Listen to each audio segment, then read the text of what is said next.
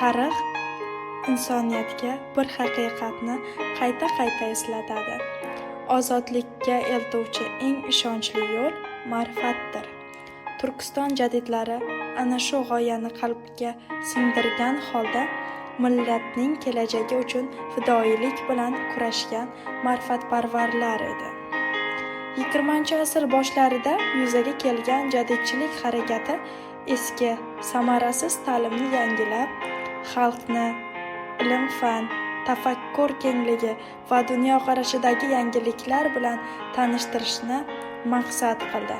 Mahmudxo'ja Behbudiy, Abdulla Avloniy, Fitrat, Munavvar qori Abdurashidxonov kabi jadidlar maktab ochib, darsliklar yozib, gazeta va jurnal chiqarib, xalq ongini uyg'otishga intildilar. Ular shuni anglagan ediki, ma'rifatli xalqni to'xtatib bo'lmaydi. Ilmga yuzlangan millat o'z yo'lini topadi, o'zligini anglaydi va ozodlik sari dadil qadam qo'yadi.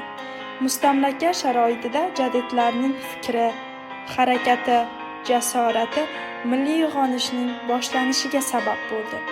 Bugun ularning merosi bizga bir haqiqatni eslatadi. Ozodlik qurol emas, avvalo qalb va ongdagi nur bilan boshlanadi. Jadid bobolarimizning ma'rifatparvarlik merosi bugun yangi O'zbekistonni qurishda bizga kuch va ilhom bag'ishlamoqda. Shavkat Miromonovich Mirziyoyev.